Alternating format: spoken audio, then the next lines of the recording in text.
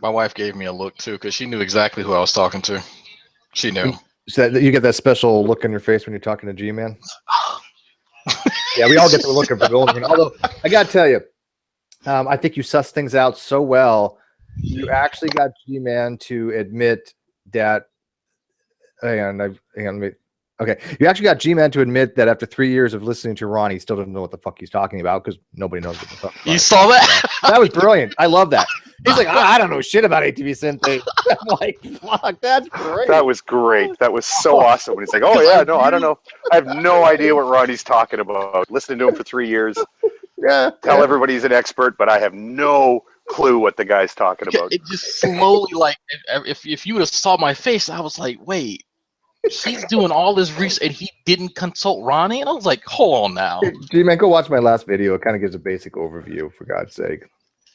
I just found that so strange, but I need to get an opportunity to address G in some place because obviously G's making false claims because I've asked numerous times for him to back up his claims that I've ever said you can believe in God or gods and still be an atheist. That's absurd. It's a contradiction.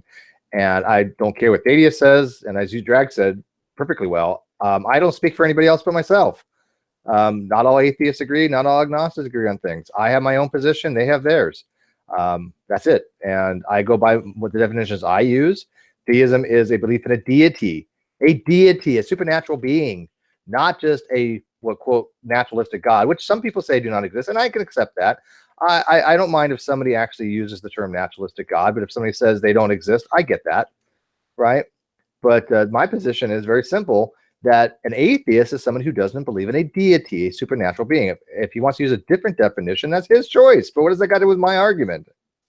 Well, I've said it before. I'm going to say it again here. It is the most telling thing of all the things that G-Man's done over the last 3 years to indicate that he simply doesn't grasp the arguments, that he has no response to any arguments or any information put in front of him.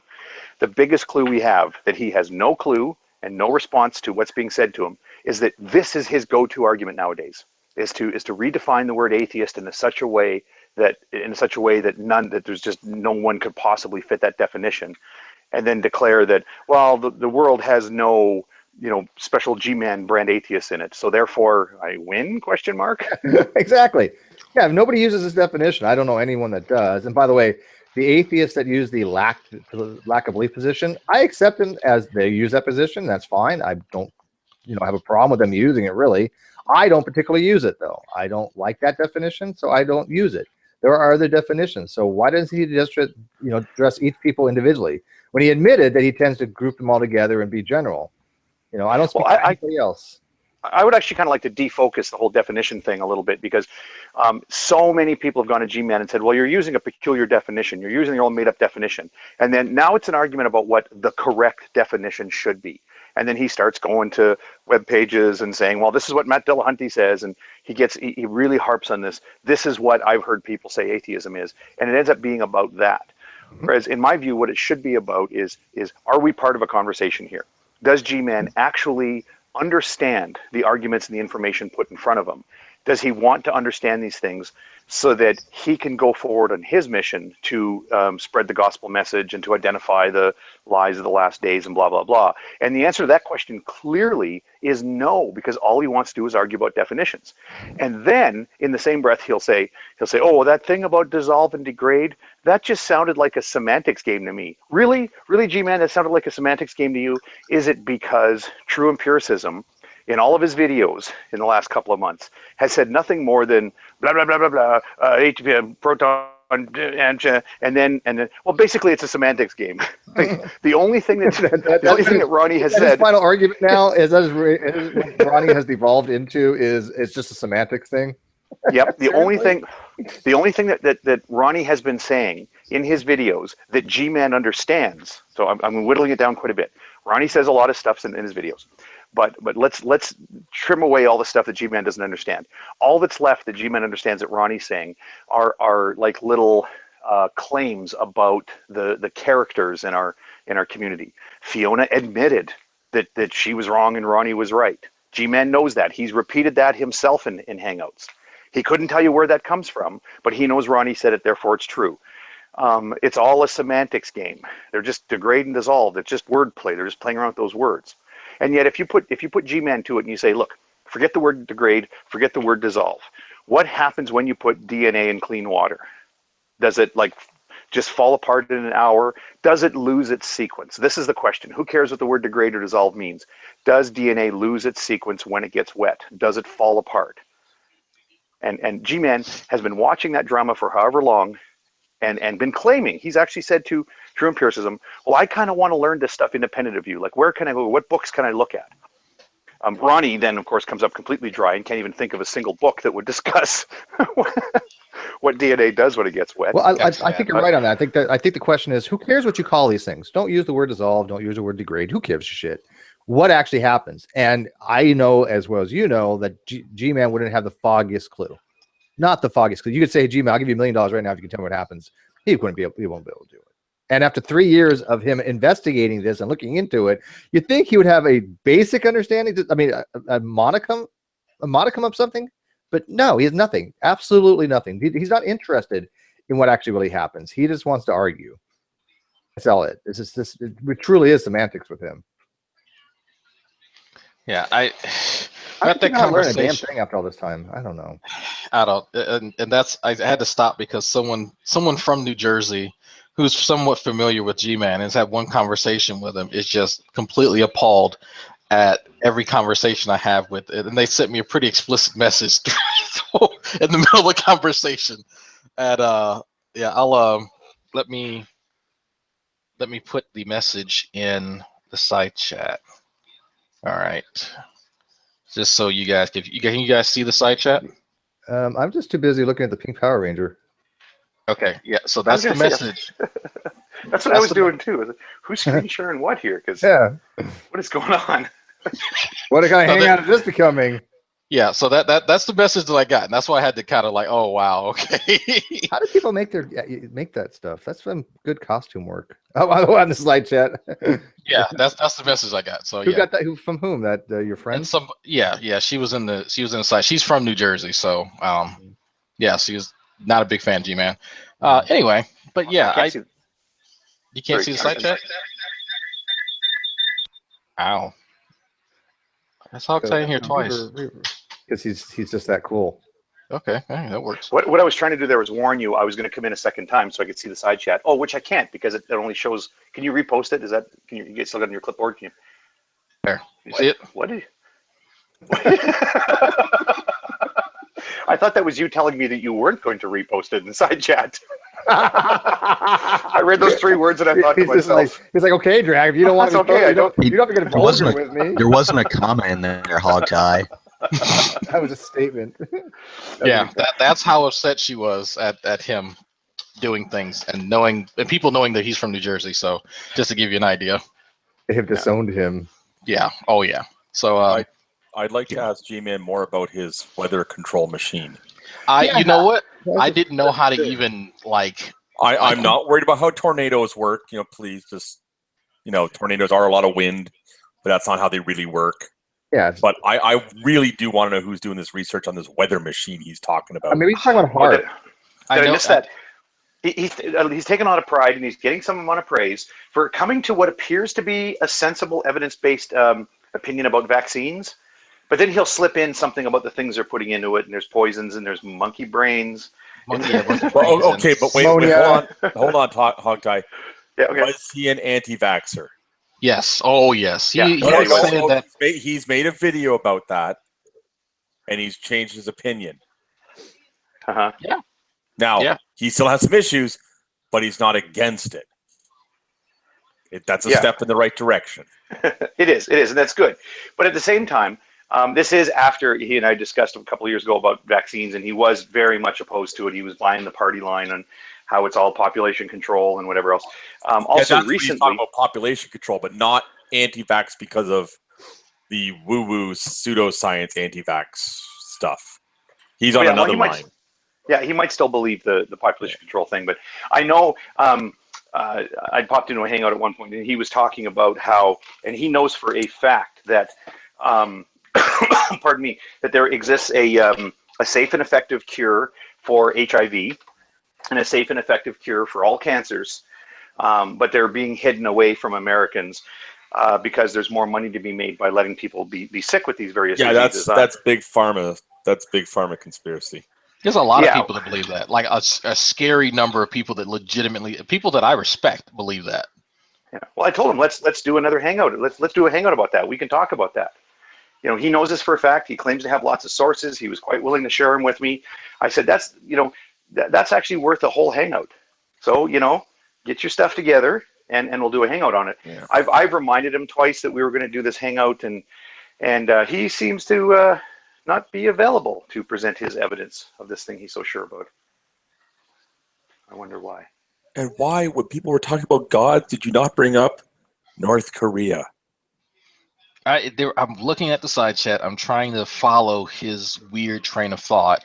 Yeah. And there's so many things now that I'm thinking about that I could have brought up. Plus, I have a somewhat angry wife behind me. So, yeah, under duress. But we're going to have another conversation, definitely on this topic. Where's my conversation with him? Since obviously he's mentioned my name 5, 6, 7, 8 times in your hangout, I think I should get a chance to address him and ask him for his evidence for his claims about me. I agree with you. And if I could send him messages on Skype, I would definitely address it. But I can't figure out what the hell, some kind of setting he has where I can't send him a message. But he can send me messages and call me.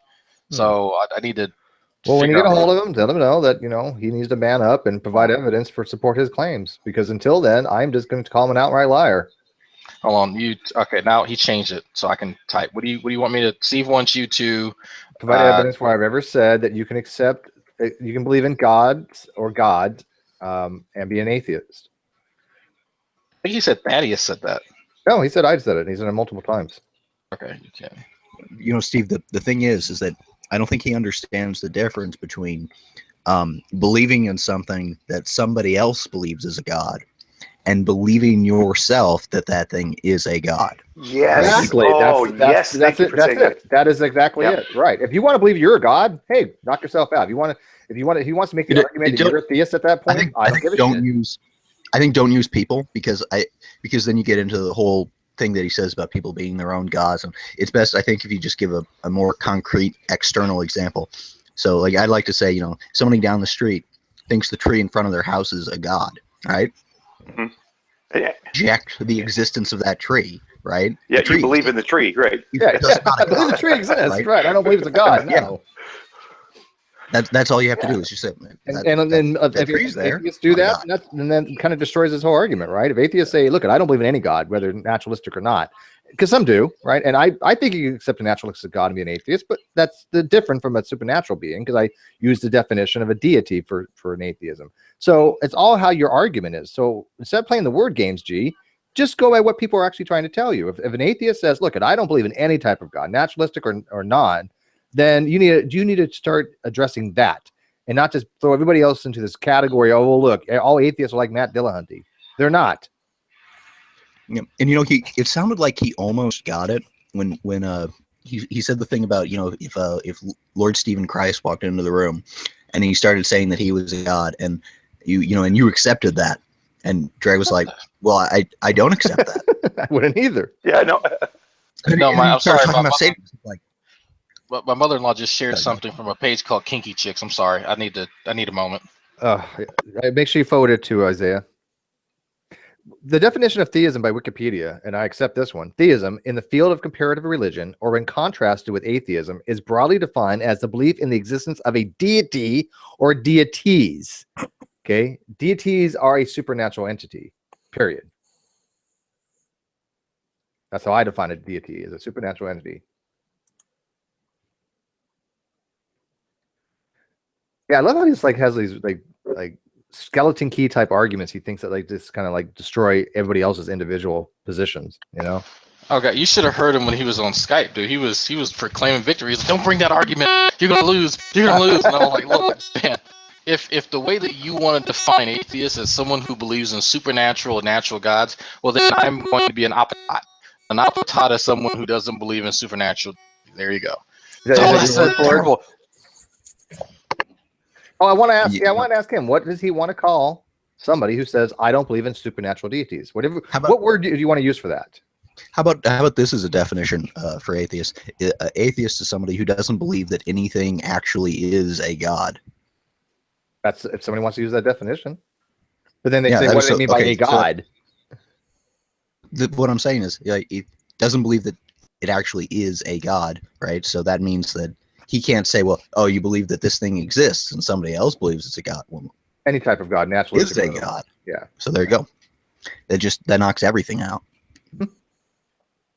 Yeah, I'm okay with that. But like I said, I don't care if somebody uses the term naturalistic God. Some people don't like that. And I understand why. If they have a legit reason for saying there's no such thing as a naturalistic God, I kind of tend to agree with them. I don't think there is a naturalistic God, but I believe that people do accept that they believe something to be a naturalistic God, right?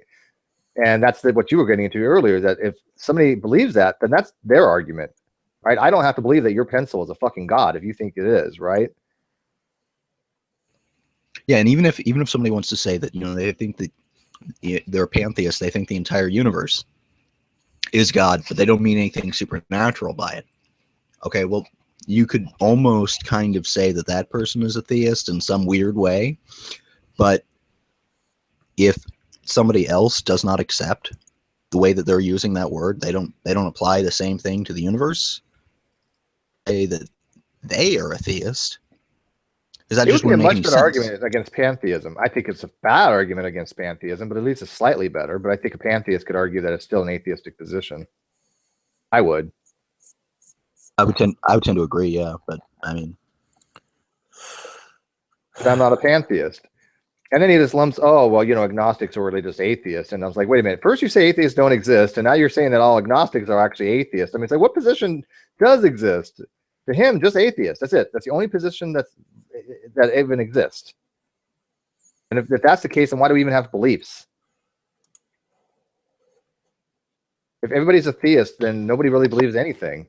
We all just believe God exists. Well, I don't know. So that's my position. And atheist says they don't believe God exists.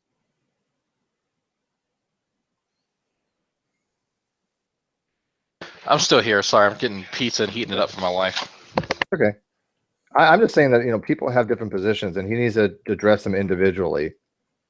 Oh, It's I weird did. that You know what? He would say stuff, dude, and I wanted so bad to like. What do you mean by this? What is this? What is life? What are you saying?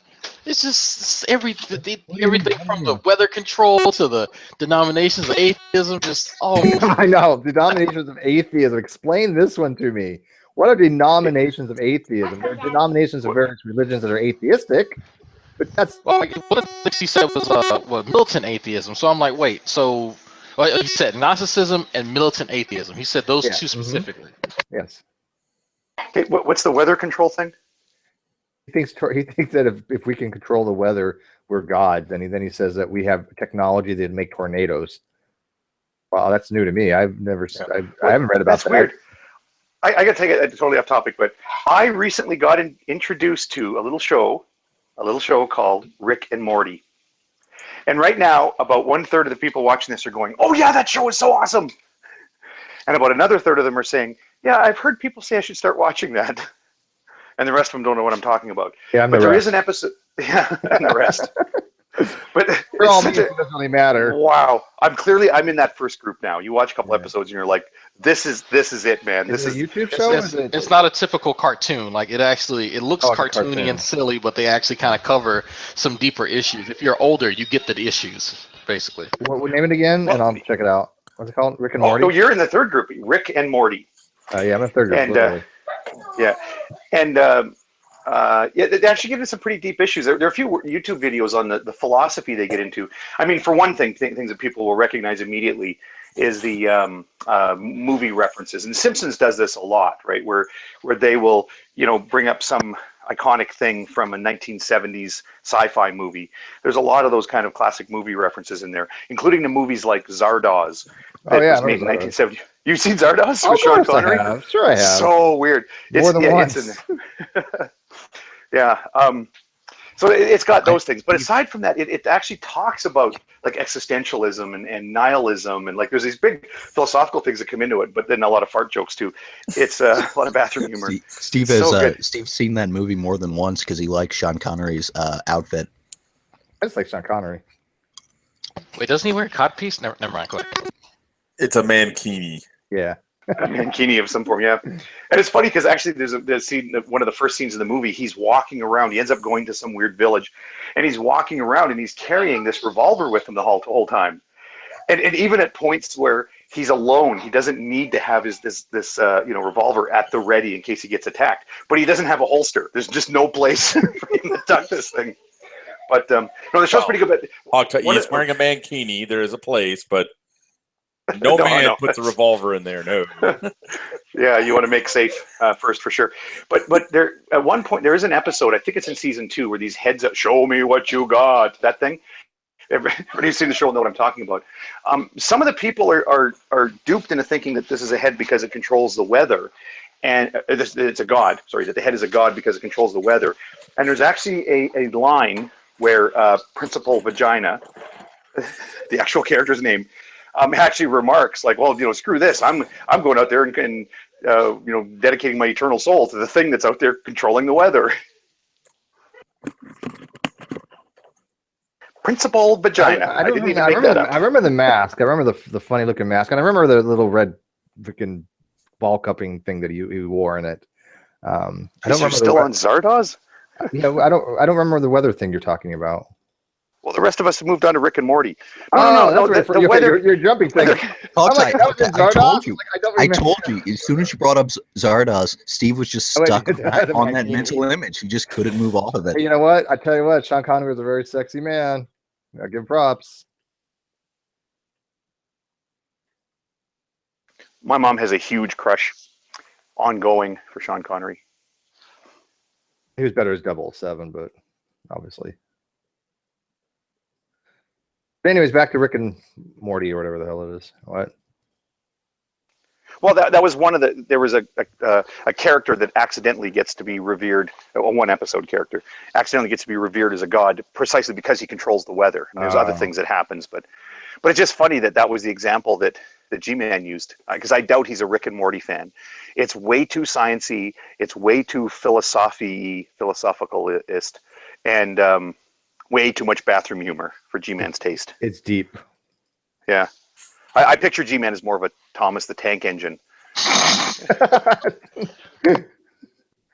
He actually likes Yu-Gi-Oh! Believe it or not. He's into Yu-Gi-Oh! And Star Wars. Oh, he likes Star Wars? Yeah. Does he know Paul? Does he know Paul's background? No, I don't think so. Well, actually, no, he might. He's what, Paul's ego? No, Apologia. Oh, Apologia. Yeah. No, I don't. He was Apologia was the actual, or was the channel op for Lucas Online. I mean, he worked on the Star Wars movies with George Lucas. He worked for Sony Online Entertainment. Yeah, well, I had to, because Lucas Online is a part of Sony. So then I immediately hate him, and he knows why. Star Wars Galaxies. That's all I'm going to say. I don't know. I was more like, the whole midichlorian things. What the hell were they thinking? The midichlorian, yeah, that was dumb. That was a huge jump shark.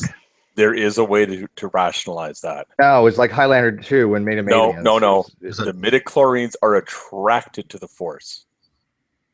That's if you want to retcon it that way, it makes more sense. That is retcon. It is a retcon.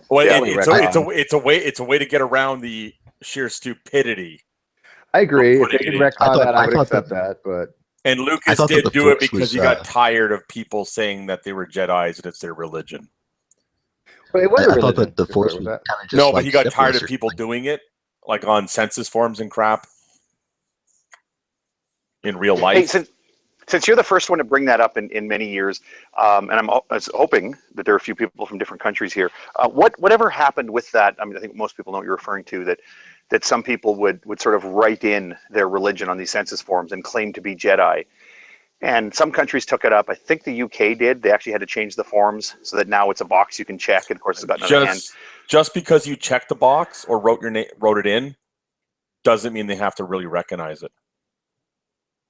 Because they do know that they get people who make jokes. Well, that's been the position of the federal ministry responsible for Statistics Canada, is that they're there to collect serious, important, vital statistics about the population of Canadians and visitors to Canada, and that while they find this amusing, they were not going to take it seriously. They just moved all those responses to the, I think they put it either the other or the none category. Yeah. And they are not going to change the forms. And this was years, I think, when was this? Like 2012 or Which something? makes sense. Yeah, mind you, though, Hogtie, we also argue about the long form and long form senses and crap. And, you know, that thing's complicated enough to do. But there are some weird religions out there, man. There's like the religion of living waters, which is based upon Robert A. Heinlein's Stranger in a Strange Land. Yeah. It's actually a real religion, so. You groped me on that? Because I groke. Your mom's religion. You groped my mom? Maybe. One every nerd knows what groke is. No. Yeah, What? I do. Yep. Well, you're It's a few nerd. years old. You're a definitive nerd. Much more nerdy can you get than Hogtie? Okay, Drag, I'm looking at the picture of Sean Connery here, and I'm trying to figure out what the hell was the wardrobe department thinking? the red thing that he wore? I can tell you what they were thinking. The gun is good. The penis is evil. Yeah, they never did have a holster for that revolver, did they? He never did holster it. Where was he going to put it? They gave him a bandolier with bullets that are far too large to put in the revolver. A red bandolier. They've given him riding boots. It was like which fabulous. you really don't walk. You can't really walk in that style of boot, because they're meant for riding. And you're right. Where's the holster? And why did Sean Connery even agree to wear this? He wasn't really that well known at the time, was he? Yeah, I guess he had no choice. No, 1974? I think he was. Was he? I don't remember. God, was it that long ago? 1974? Holy shit.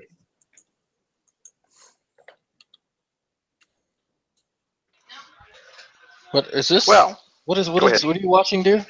Is this Oscars? What are they doing? What are they're giving out awards for what?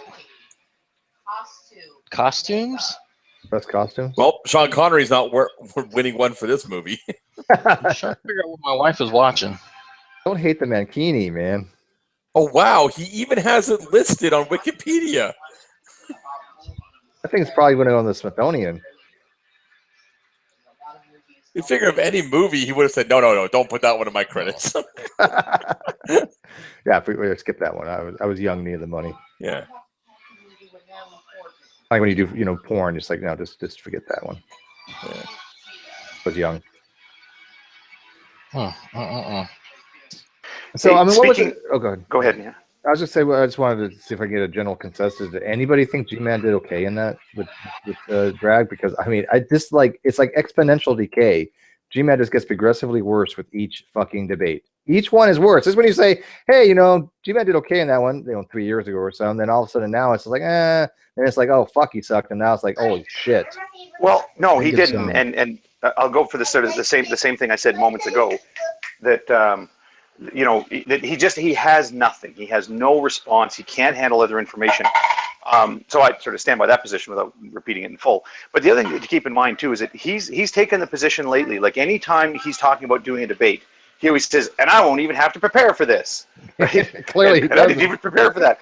And when he says prepare, it's not even an issue of doing research and making an outline of what your arguments are going to be, and setting up potential responses to potential criticisms. It's literally thinking about it, actually putting thought into what the topic is. He doesn't go in that far. He doesn't. Yeah, he just walks in and he's like, "Oh, I can win," and he goes, "It'll be over in 3 minutes." Like every debate he has, it'll be over in 3 minutes. Well, what do you do when it's not over in 3 minutes, G-Man? Lose. No, I think it's always over in 3 minutes, because at that point, G-Man has been destroyed. Yeah, pretty much. It's also how long his attention span is. Yeah. I think it's difficult to do well in a debate when you don't know how words work. So that's sort of his major failing. Yeah. Now, CRISPR, he does have his children's dictionary. So he does know how words work. I'm trying to find the image to that. Oh, his dictionary? Yeah, you don't remember I had the picture? Yeah. Where is it? Well, that's hentai. No, where is it? I hate to say it. I wish that G-Man never had that damn bullhorn, because I mean, he's other than that, he was really welcome to come in here because I love to confront him. right? But I can't take the chance of him using that damn bullhorn because he lied about it last time. So Yeah, I gotta find the image. I found a picture of me holding up a catfish though. Here, I'll share that. by the way, if people want to come in, you're gonna have to ask me for the link because this is not a secure hangout. So just message me and I'll send it to you. The friend that was watching. People have been sending me links. One sec. Yeah, go ahead. The friend that was watching, I sent her a link so she can give us her input on how she thought he did. I didn't see all these people requesting links. I'm sorry. Now, Dreg, what did you do with that catfish when you were done? I fucking put him in the freezer. Okay. You didn't let it go. You didn't let it go on dating sites and create like a fake profile for itself. No, Pick up women. Okay. So what happens when I don't pay attention to my own hangouts? People are like messaging me left and right. Dan, did you just post this, David? Oh my God, he posted. The caption is Matt. He says, "Can I do this, Dave?" Yeah, of course I can. You sent it to me. Let me check my notifications. It's public. So David made a meme or kind of thing with Sean Connery in that red bikini thing that he was wearing, right? And he said Matt Bell in his early acting days. It does kind of look like Matt Bell. He's even got the crease. Wait, did you Photoshop that? You did Photoshop that. That's good. That's really good, actually. Because that kind of does look like Sean Connery in that movie. Oh, did David? Did you tag me? I'm not seeing this. I hate this fucking new format. No, my shit's not even loading all the way. So apparently, Dragnauct had something with G-Man. Well, that's a really good Photoshop, man. Seriously, Dave, that really is a good Photoshop. Because I'm like, wait, that's not Sean Connery. That's fucking Matt Bell. You weren't able to get through the whole God context thing either. Oh, did you not see, Thaddeus? Did you not see the hangout? I mean, I only saw maybe I don't know how long it was, but I saw at least a half hour of it. But it just sounded really. What it sounded like to me was you guys had your discussion on Hannah's channel, which I will disclose to you honestly. I tried to watch it. I really tried. But when it got so repetitive, like when you would say something and it was clear that he just didn't hear or understand or process what you were saying, and then he would say something that completely was just as if he hadn't heard it, and then you would repeat exactly what you said, I could only go through so many loops of that, and I was like, okay, whatever. And then apparently Steve had a hangout where they had talked about this, and G-Man got the impression that Steve and some others were agreeing with you in this statement, that a person can believe in a God and still be an atheist. Or that's not even what I said. A person, well, it gets worse. He actually said in his hangout here with Drag, a person can believe in theism, like can be theistic in their beliefs, and still be an atheist. I don't know anybody who's made even close to a claim like that. But somehow he and Drag got into a conversation about this, and they decided to do a one-on-one. And as I say, I missed the first, let's call it half. But it was, in my listening to it, it was just a lot of retreading of the repetition that you were doing, Thaddeus, that was, I will say, ineffective. Well, I mean, at least we got a chance to talk about different things within the debate. Luckily, we didn't just stay on the whole definitions thing the whole time. I got to get to some other arguments. Oh, you didn't? Okay, well then maybe I'll go back. Yeah, I know it seems like it in the beginning. Yeah, I still have the file on my phone, so why does he use I'll load up the rest of it, I guess. But why does he use like Thaddeus' position with like everybody else? Thaddeus has his own position, right? I mean, he's a mesotheist, which, by the way, that's the only thing I didn't like about your discussion with Gmad. He never really dealt with the fact you were a mesotheist. He keeps generalizing. He doesn't care. Like everyone. That was a talk. That was a yeah. In his mind, atheists already are mesotheists. So what's the? Yeah, but that's a contradiction. Yeah, he cannot be a mesotheist atheist. That makes no sense. A mesotheist acknowledges a God exists. Oh, hey, my friend EM is here. So, what did you? Since you're from New Jersey, EM, what did you think of our discussion? Well, hello everyone. Hi. How are you this evening? We're awesome. I think that G-Man does not have a firm grasp on the topics that he tries to debate people on. He has no idea what he's talking about, and he just pulls stuff out of the air. And because he appears to think that he does know something about some things and sees himself as a sole authority, he gets himself painted into a corner and made to look like a fool. And I'm ashamed that he's from the same state that I'm from. I think we fully agree with you on that. So that's it. Because I really don't dabble in debating people about religion. I'm an atheist. I don't believe, and if you want to believe, that's your problem. But that dude is not very bright. And that's my takeaway from every debate that I've ever watched him engage in. That he's not very bright, and someone close to him needs to pull him to the side and say, "Hey, you might need to take some classes and some things before you open your mouth." I know it shouldn't. I just find it bothers me that he's kind of twisting my words. It's okay. Let me pick up on those two things. Yeah. Okay. So he's not very bright, but I don't begrudge him that. I have a lot of friends that are not very bright. I have family members not very bright, right? And lots of people. You want to go more specific on that one? Probably not. Well, you know what? We'll talk about it offline. I will say I've had some family drama emerge in the last few days, and I won't discuss it on air, but you'll laugh if I tell you separately. But everyone's got that cousin, right? And if you don't know who that cousin is in your family, it's because it's you.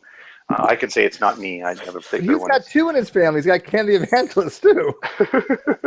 Yeah.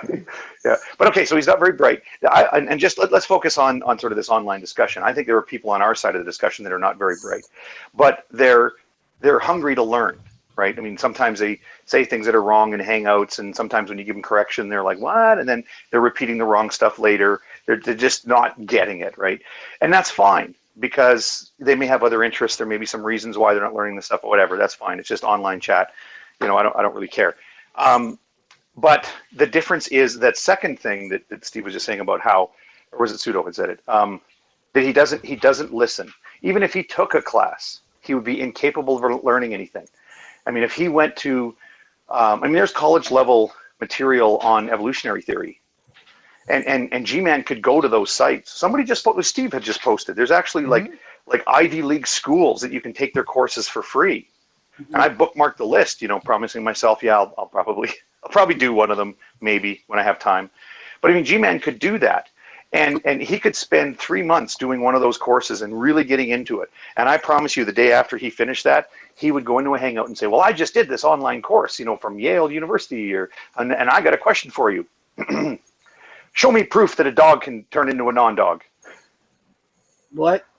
Well, Hogtie, the reason why that'll happen is as soon as he starts doing the course, he comes across something he doesn't understand, he's going to go call Ronnie. Yeah, which is... Well, no, he admitted he doesn't understand Ronnie. That's what I was going to point out. He doesn't understand Ronnie. He admitted he has no clue what Ronnie's argument is.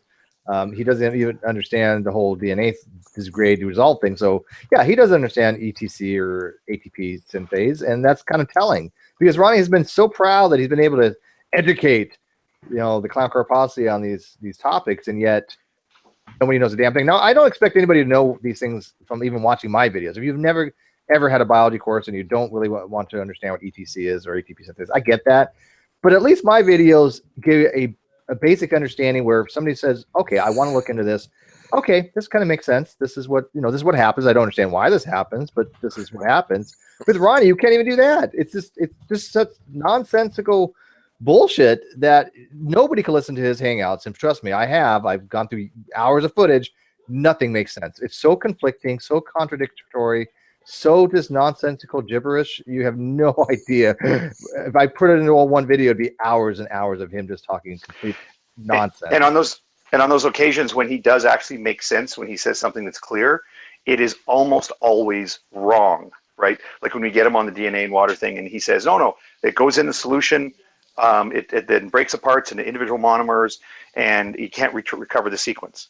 And then a while later, he'll refer to some comment he made where he says it doesn't break into individual monomers, but you do still lose the sequence. Yeah. So how it breaks, we don't know. I mean, so even when he's clear, he just says stuff that's wrong.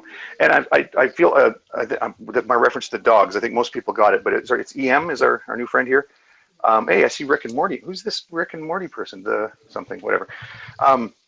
What that's a reference to, and I think most people would recognize it, is that Gman's famous challenge question that he puts to people who accept biology, including the theory of evolution and common ancestry. He always says, "Well, show me evidence that a dog can change into a non-dog, or let's say a population of dogs can breed to produce non-dogs. A population of dogs can reproduce to eventually, over millions of years, produce something that isn't a dog." And then somebody will say, "Well, that's not, things can't breed outside of their clade. That's not what evolution is." Pokemon evolution. Yeah, Pokemon. Yeah, but then we'll say, now it makes sense to say that the current population of dogs have bred from something that wasn't a dog, right? If you're going to go back to, the ancient, go back to the end of the Eocene, so like the ancient Caniformia, for example, which was kind of this bear dog looking thing, that wouldn't properly be called a dog. But some of them bred and produced a population of things that we do recognize as being dogs. And so that'll be explained to him. Well, you know what? In 5 minutes, even within the same hangout, he'll still come back and say, well, you haven't shown me evidence that a dog can turn into a non-dog, even over millions of years. Well, that's why dog tell you showed how a non-dog becomes a dog. And that's why I've always wanted to ask you guys, because I've seen Drag has brought me into a couple of your hangouts. Why do you even bother engaging somebody like that? Like, I don't have the background in biology to completely understand what I was just said, but I have an idea, and I'm going to go and I'm going to look. If I really want to know, get a better understanding, I'll go and look. He's not going to go and look, so I don't understand why you talk to that guy. It's not for him, because stupidity festers, right? And he's concentrated stupidity, and he does have an audience. It's not as large as he'd like to think it is. Most of his subscribers, I would say, and I'm not exaggerating or not using hyperbole here, I'd say that 90% or higher probably watch his shit just to listen to his idiocy. We only do these hangouts and videos to talk about them and address their mistakes. For the people that just maybe aren't sure, or the borderline people, or even to their people, like we call them the Clown Car Posse, even to their own people, so they can actually, if they ever wanted to, go, okay, let's actually look into this. Let's see who's right, Ronnie or Fiona or Steve or Hogtie or anybody else that's confronted him. Let's actually look at the evidence. And if they're objective enough, like Wayne Fillmore had done, he actually said, oh, shit, yeah, Young Earth Creations is bullshit. You guys are right. And now he's an avid, staunch advocate for evolution. So sometimes it's for entertainment. Some people in this community find it very, very interesting. I was going to say Steve's answer is so noble there. I mean, my reason is usually just because I find it funny. Yeah, exactly. I was going to say there, it's all done for the lulls. For the lulls. Yeah, wait. I'm not trying to be all high and noble here. I've actually said this. My channel. The more lulls you can generate, the more powerful the internet becomes every day. It's going to be a self-aware entity at one time. For the entertainment, we're all for the doomed. views. But I've said my channel is entertainment. His is listening to news. So if somebody else learns something from something I say, that's great, I guess. But I mean, I can do that, in my real life, so I don't have to do that. I kind of like to share my actually know. Well, screw you guys. So. I'm doing all this for internet fame, even going to school. Well, it's funny that CRISPR actually used that as an example, because that has actually happened specifically with CRISPR, right? Somebody who was watching this discussion from the sidelines and then said, well, I have something to contribute here, and had apparently even had to create a YouTube channel, and a Plus account just to come in to make this contribution. And I can tell you, a lot of people have learned, myself included, have learned some details about stuff that weren't even discussed when I was in school. So there are a lot of people that, I think we do a lot of this because we're interested in it. Right, I like talking about the things I like talking about, and I know there's other people who learn from what I'm saying, and then I can learn, from CRISPR and Fiona and Sam and Steve when he, talks about his stuff. So I think the thing I want to say, EM, is I get your point, but don't accidentally make the unstated assumption that we're talking to G-Man because it's an effort to fix G-Man. No, yeah, I mean, I do think that. Yeah, I do have well wishes for him. Like, I like when he starts to grab onto some reality, and he recognizes, like G-Man recognizes that the Earth is spherical in shape.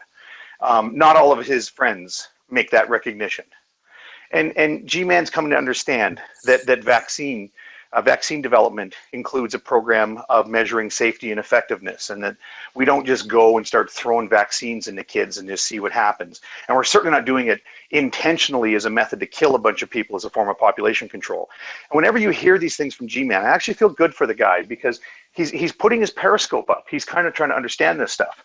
So I do feel good when it happens, but please don't think that that's the goal, is that we're trying to fix G-Man.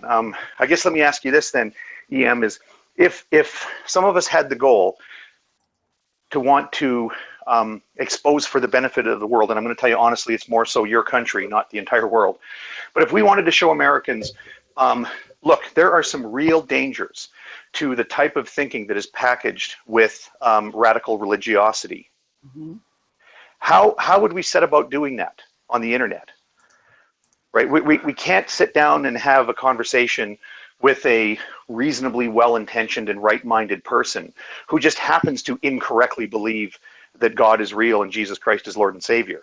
But otherwise, they're completely sensible. They know which side of the road to drive on, and they don't cause traffic accidents, and they vaccinate their kids, and they want science taught in the science classroom. Right? How does that help me expose the dangers of radical religiosity? I see your. And I've thought this through. I don't know how else to do it except to get into long conversations with G-Man. Well, I can and others like him. He's not the only one. Yeah, and others. Yeah. Sorry, you were. I can understand how you could accomplish your goal by taking on someone such as G-Man. It's just from my personal perspective, like I couldn't deal with somebody like that. That's just me. It's challenging. No lie, it's challenging. Trying to that's not how I see myself contributing to the betterment of society. I'd rather just be a tutor or something like that. Well, and I agree. I agree with him as well. I don't see what I do. Even my debate with G-Man, I'll admit, I didn't do it necessarily for the betterment of society. All right. I mean, I wanted to do it because I kind of wanted to do it. I like the fact that I can get views. And shoot, I'm a view whore. I'm a musician. I want views. But the thing is, when it comes to people like G-Man and all that, when it comes to the whole betterment of society and all that, you really got to think of it like this. Certain people, I guess, have their part to play. So for those people that actually can make the proper arguments and can convince people that, hey, maybe what they believe is wrong or whatnot, I say, you know what? It's not really my thing. Sure, a part of me can kind of look down on those people because I don't understand it, and I can think it's a big waste of time, but it's like, good on them. They know what they're doing. They can tackle those kind of arguments. Someone like me, who's more of an artistic person than like an advanced intellectual, I see it more as just like, pure entertainment. And I say to myself, what, half of it, I'm going to admit, it just feels like a waste of time. You have to be the right kind of person to do this kind of thing. Well, sorry, just to clarify too, and I don't think EM actually was finished responding there, so I thought maybe you were going somewhere with it. But just to clarify too, I was just raising the issue about, is it worthwhile to expose the dangers of radical religious thinking? And if so, then how would we go about this? And I want to be careful to not sound too high and mighty about it, because I also do it for the lulls. And as Thaddeus pointed out, it is a waste of time. Yeah, but we all have time to waste. I mean, when I say waste, I mean spend it, right? In some way, how are we spending our time? I know I have a lot of friends that can tell you what happened in the most recent episode of Game of Thrones, or they can name off, NFL football players. I can't do that stuff because I don't, quote unquote, waste my time in that fashion, right? I don't watch American Idol, if that show's even still on. So I waste my time. Well, there are people who can easily reference Rick and Morty episodes as well. Hey, now that's okay. Point taken. But I'm worried that I think EM was saying something and didn't quite get to the final point there. Did you have more to add to what you were saying? No, I see where you're coming from with using him as a tool to push back against radical religiosity. It's just like I was saying earlier, from my personal standpoint, because of the way he is, I just wouldn't do it, because you can talk to him, and you can hope that somebody watching his channel walks away from your discussion learning something, but just interacting with him, I don't have the patience for someone like that. And it's not. Well, yeah, I feel like. Yeah, well, let me respond to that. Right. Yeah, I really do. I take your point, Dan, and I agree. I mean, if you watch a lot of these discussions, you get interested in it, I would certainly encourage you to join in, because it is a lot of fun. But if you detect in yourself that this is not the kind of conversation you would enjoy, especially if you detect in yourself that you just wouldn't have patience for that bullshit, then absolutely it makes sense to kind of stay out of it. Yeah, I know. That's the great thing about this is like, you don't have to do it. Like you can do your own thing. You don't have to do this. You don't have to. Like G-Man, you can do whatever. But I get a position more of a casual way of thinking. You don't have to do this like all the time, 24/7. I'll jump in every now and then, but you know what? I'll admit. I do it more than most. Make my music and my TV writing of that first, not debunking pseudoscience.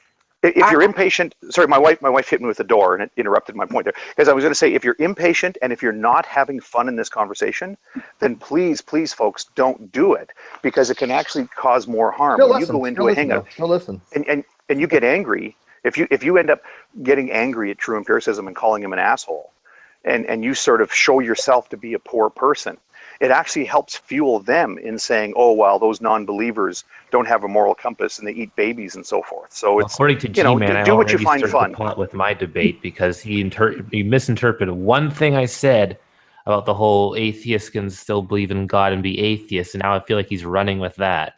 Yeah, and see, something like that would cause it just make it worse anyhow. I wasn't trying to just be happy he's only misinterpreted one thing you said. I still think it's kind of amazing that the best praise that Hogtie Champ could give for him is that he wasn't as dumb as flat earthers. Nobody really caught on to that. That's the high praise that he gave him. Well, he's not as dumb as some of the flat earthers in his group. You gotta give him credit. You gotta give him some credit. I guess so. Everybody has their area of expertise. Neffy's not a flat earther either. Nobody's a geocentrist, or was at one time. He's not anymore. Well, but that's irrelevant. He's not a flat earther. Yeah, you know what? Yeah, not that much difference. I don't know. I understand there's gradients of stupidity.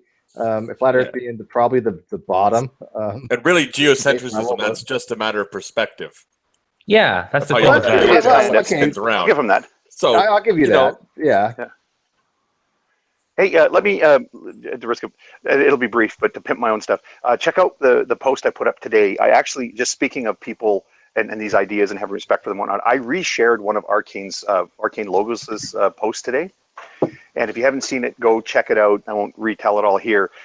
But he made a point that I thought really nicely illustrated, like really poor thinking. And he gets a little grumpy with me in the responses, but in you'll the see it most if you don't recent post he made. He said when NASA releases a photo of flat earthers be like, and then it shows a picture of Tom Cruise laughing. It's like, so flat earthers behave like a mentally unhinged cultist?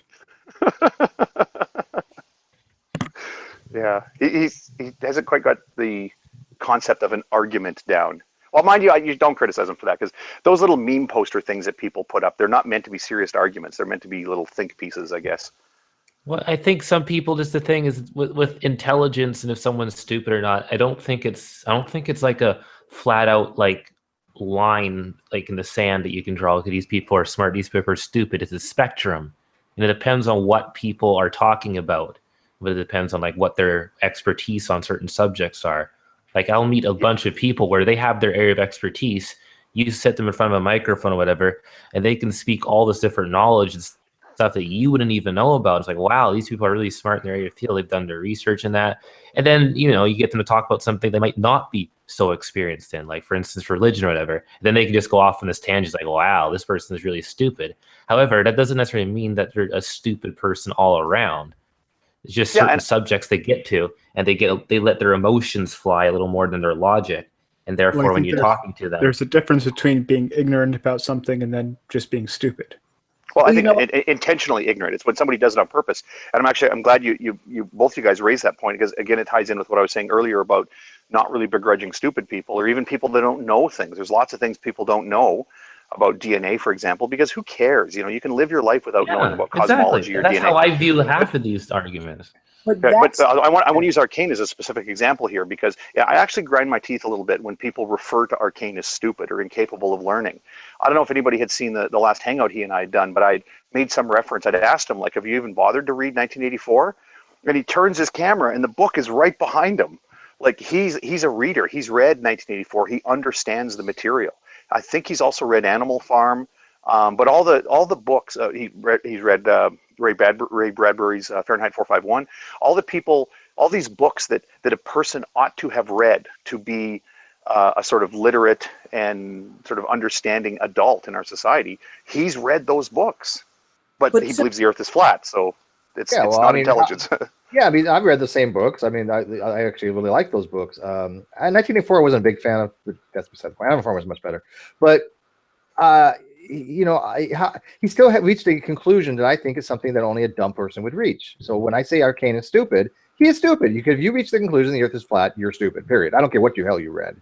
And sometimes people being a little bit defensive of learning new things is just like some people you say that some of them are willingly ignorant. Some of them are doing it kind of almost as a defense kind of mechanism because they don't want to, for instance, fall for the lies kind of thing. Like, for instance, my parents, they're really smart people, I'd say, because they raised me and there's certain things that they know, especially my dad. But then when you get into stuff that, has to do with religion or evolution or whatnot, he was willing to look into evolution to a certain point where you can say, okay, there are definitely animals that can adapt and basically change their form and all that. However, he won't accept the concept of macroevolution. He says there's no evidence for it out there and all that. And I can say, well, I can show you some evidence. Like, nope, it doesn't exist kind of thing.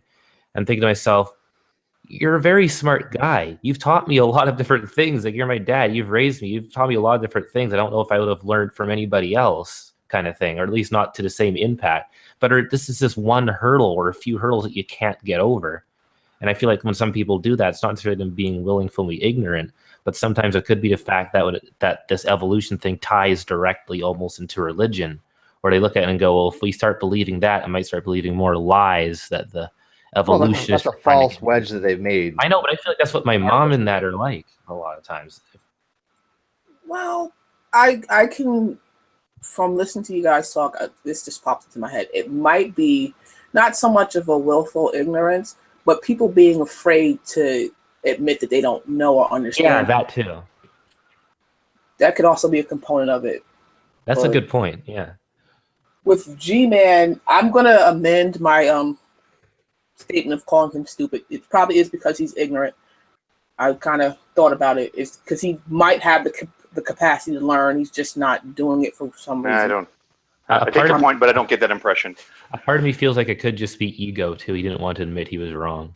Well, that's what I think it is. Because I don't understand how somebody could really function in society not really being able to grasp figurative speech in the way that G-Man doesn't seem to be able to grasp it when it comes to the whole naturalistic gods thing.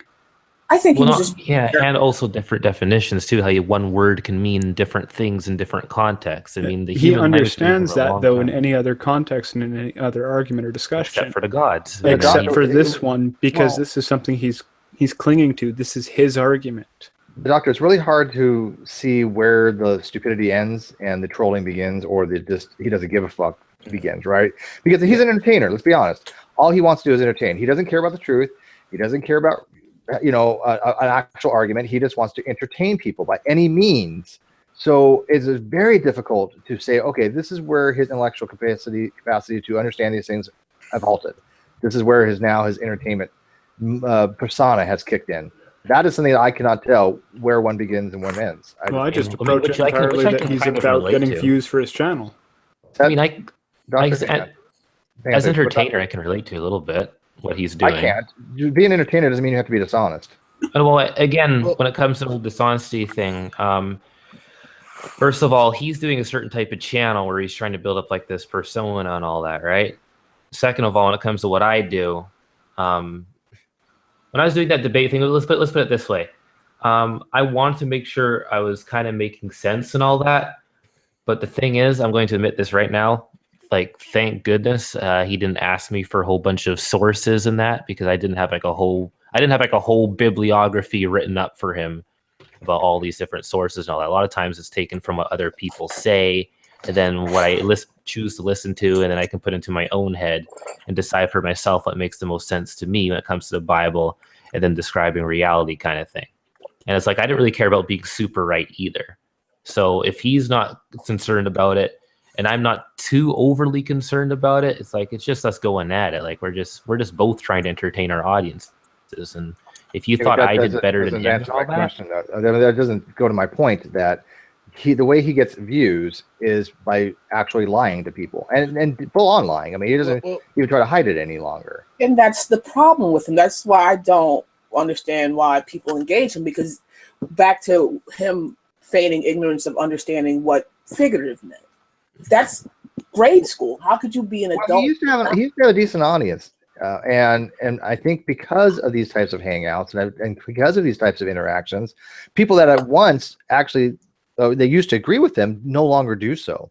So they did have a major effect on his channel because people were pointing out the fact how duplicitous he was and how wrong he was. And he lost a lot of fan base. I know a lot of people have actually said, I used to really respect G-Man. I used to really listen to his channel and like him. And now he's just, worthless. A lot of people have said that, not just a handful, a lot. Well, and he's keep also in mind, gotten too, some actual followers too along the way, which didn't used to be there. I don't think. Well, he says, but keep in mind too that even in this vigor he has for getting viewers, and a lot of people, as Thaddeus points out, I mean, they're entertainers and they want to have people just watch their channel just because they want to watch the view counter click up. It's addicting in its own way. I like the comments. I want to see what people say. Well, you can't look at the comments because he blocks the comments, so there's no actual discussion in his comment section. But hang on, you guys keep interrupting. Let people finish their train of thoughts, people. Yeah. The thing that G-Man doesn't realize is that being an entertainer, when you're not respected, right? Where it's a character he's building, but it's somebody that they don't respect him. They just go for the laughs and the lulls. It actually wears thin pretty quickly. And I'll cite as examples for that. How many views does Nephilim Free? I mean, Nephilim Free has G-Man beat hands down in terms of being that lulzy sort of in what stupid thing is he going to say next? Just because Nephilim Free's put a lot more years into it, being a lunkhead. But how many people watch his hangouts? How many views does he get on a video? Like, it's just boring. It's the same old thing. 5 or 6 usually. He's pulling about 5 or 6 viewers at a time. G-Man pulls about 20 to 30, maybe 40 on a really good hangout. The only one who's really good at it was Jason Burns, where he had sort of several different. It's like a good album has the high energy songs and then the ballad style, and there's sort of a different mix of tones across these different songs. And Jason Burns was the only one who was able to pull off. He had these different sort of themes to what was going on. He had the shouty, ranty thing. He had the I'm the greatest academic in Western culture thing. He was going on hunger strikes. He was rubbing ketchup on himself. Pouring ketchup on himself. Yeah. Every day you tuned in, you didn't. I remember the ketchup. People also tuned in to watch Jason Burns to see how he can misuse a comma. But what's funny is they have a lot of subscribers, a lot more than I do. Like G-Man has like 7,000, and Neffy has quite a few thousand. But that actually indicates how little people really give a shit about what they have to say. Yeah, because they don't watch his stuff. I mean, shit. Drag had 50 fucking viewers, and he has nowhere near the subs that G-Man has. G-Man has barely hit 50. Steve, at one time, I can't remember exactly when this was, but Neffy lost something like 8,000 subs. Yeah, I know he lost a lot. And what it was because he had a tendency to block people, they had multiple accounts sub to him, and he wouldn't debate anybody who had fewer subs than him. So everybody who had multiple socks subbed to him for this get around the blocking crap. Unsubbed from him, and he lost 8,000 subs. Wow. I just find the whole sub I didn't know that story. I know he lost a lot. Well, this was years ago when subs actually did matter. Oh. Well, there's a difference between subs and active subs. This goes for any kind of YouTube channel. Some channels will look like they have a lot of subscribers, but when you actually look at the channel activities, like there's not that many comments. You can do the analytics on it. But if I've got only 1,000 subs and I got 50 people watching, I think that's impressive. Okay, but I think G-Man is right on one thing, and I know that people go to there aren't such things as natural gods. For example, the Spinozian idea of God and stuff like that. There are or aren't? There are. Okay. Like, for example, the Spinozian idea of God, for example. Right. But you can accept that, but there are some people that disagree with that. There are ideas of God that are naturalistic. That is a different sentence from there are natural gods. Right. Spinozian God doesn't mean that Spinozian God is actually still a god. It just means there's a concept. He has a concept of a naturalistic God. See the difference? Yeah, I understand that. I'm just saying there are people who hold to the Spinozian idea of God. Like, that doesn't mean natural gods exist, though. No, I'm not saying it does. I'm just saying that G-Man's right about that, but he's wrong about. Not. No, he wasn't right about that. He wasn't right about that at all. People have to believe it, that they really do exist, as opposed to the concept really does exist. Sure, the concept exists, but that doesn't mean the concept represents actually exists. The referent doesn't have to actually be a real object. No, the thing was he was trying to G-Man was trying to use two different definitions of God like at the same time. Really Well, he loves it, do Gordon. that. Otherwise, then what you did say about me is technically true, but it's like it's so dishonest the way you're presenting that. Gary, yeah, I mean, the concept of a Spinoza God can exist. I have no problem with somebody who does accept it as a naturalistic God. I don't care, but I think Christopher is much more coherent when the position that, hey, look the concept of a naturalistic God exists. That doesn't mean that you can call that it is a naturalistic God. So I mean, if someone depending on definition, again, it's a nuanced thing, right? And I don't care whether it it's can be a God, and that's what I was doing. My argument. That maybe that was has nothing to do with naturalistic gods. I think that's where I kind of gave him the benefit of the doubt wrongly, because I actually said I was giving his definition of God kind of like some credits. Like, okay, you know what? Technically, according to the dictionary, you can use God in the way you're using it. So in that case, technically, you can be an atheist and still believe in a God, but it's not the supernatural type of God. Yeah, that's the part he always leaves out. So he just says, "Oh, Thaddeus." That's what he says. Well, I think Christopher makes it. It's like, no, you're using both definitions at the same time. Christopher makes it a lot easier just by wiping them all out, by saying, look, take the position where no gods exist, naturalistic or otherwise. Therefore, now what argument does he have? His argument is, oh, well, these atheists have said over the last couple of years. Well, I don't give a fuck what those atheists have said over the last couple of years. I'm not that atheist. I'm not arguing their position. Go play with them, right? And Steve, if you talk to enough people, eventually you're going to talk to someone who doesn't understand what they're saying, who will make mistakes, and therefore you get the definition that suits your argument better. Yeah, and like I said, I don't agree with Matt Dillahunty on a lot of things he puts out. Do I think he's exceptionally bright? Yes, I think he's very knowledgeable and articulate, and I like the guy. I really do. I think he'd be a fun guy to go hang out with. Do I like the way he defines atheism? No. But the problem is too close-minded at times. But the problem is that Gman, from how many times has he been on the atheist experience? Quite a once. Few. No. More than once. I thought he was on that one time for the slavery thing. That's it. He's been on 5 or 6 times at least. No, hold on, guys. Last I ever heard, and I'll stand corrected because I'm not up to date on this, he's not permitted to call the atheist experience. I don't know, but I can ask them. I mean, I can ask Mark. He's a producer. Or I can ask Jen. She'll be on next month. He did some stuff where he was calling in and basically just kept being a dink, and they eventually just blocked him.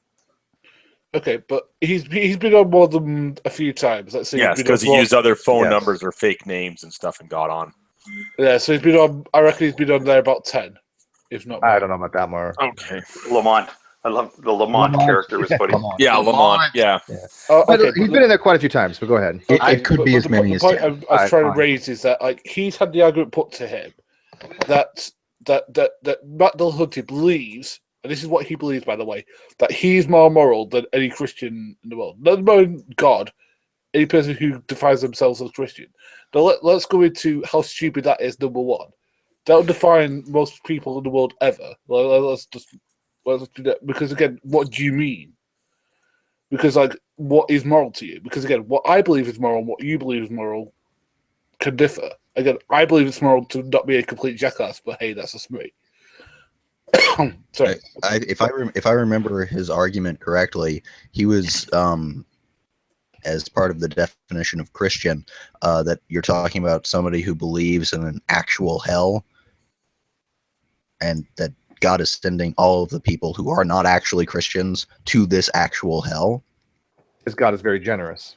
And so when Dillahunty said that he's more moral than all Christians, if I'm remembering this exchange right, it is all actual Christians, as he was saying it, believe in a God that is sending all of these other people to hell for no good reason, which is a horribly immoral thing. He doesn't, therefore he's got a leg up on morality. I mean, I think you can make that argument.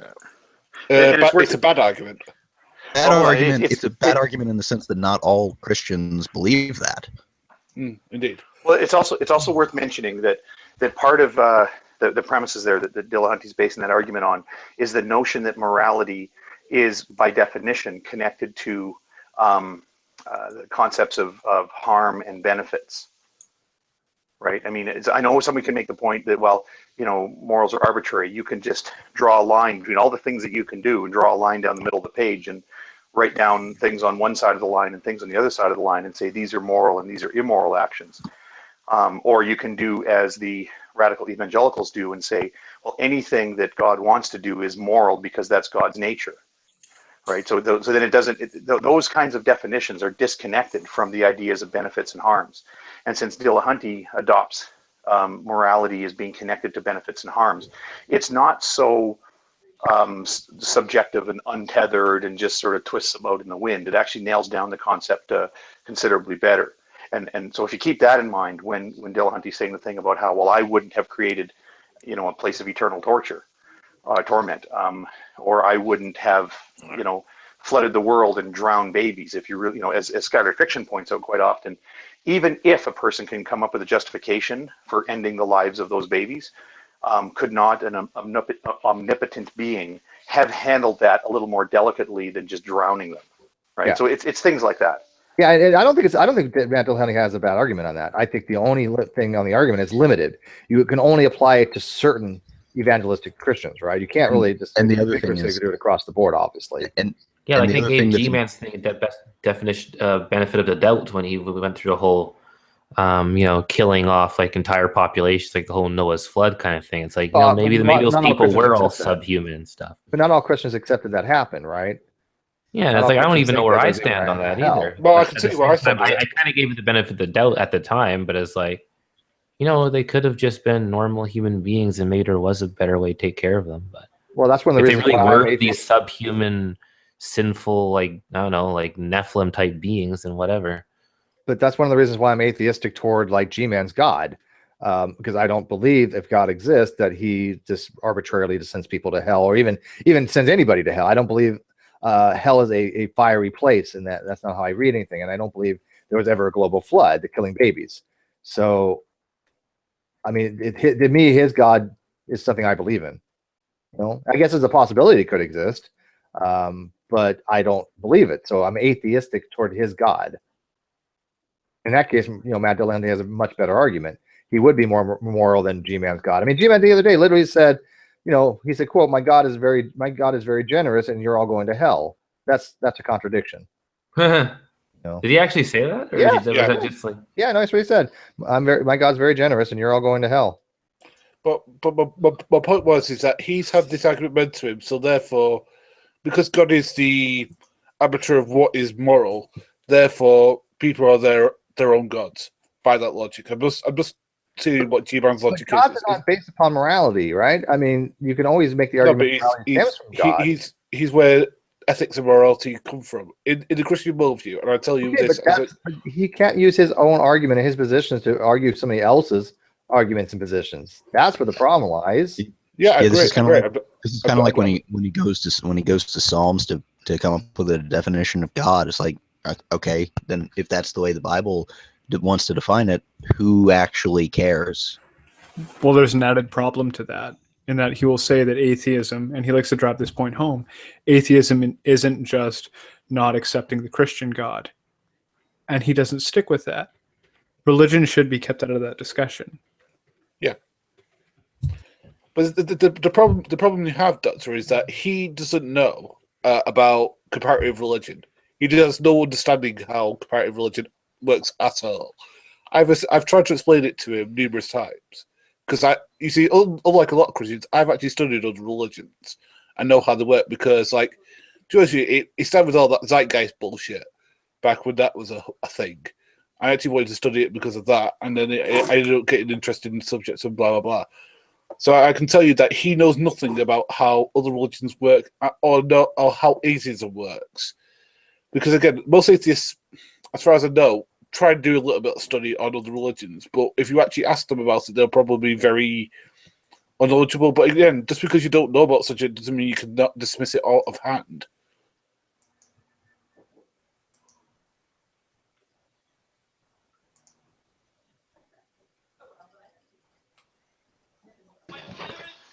Sorry, Viola Davis is crying on TV, and I'm kind of distracted. Okay. Are you watching? Jessica's. Oh. I see what another one. She's a good actress. I actually like that show. How to Get Away with Murder. Yeah, it's really good actually. So She won for Fences. Oh, okay. Oh, well, we can see movies when we find someone to watch the child. Who is this old ass dude sitting next to Emma Stone? Is he fucking her? That's her dad, you idiot. That dude is like 80 years old and black. That is not her dad. She is pale as hell. She's adopted. You racist bastard. But look how happy she is sitting next to him, though.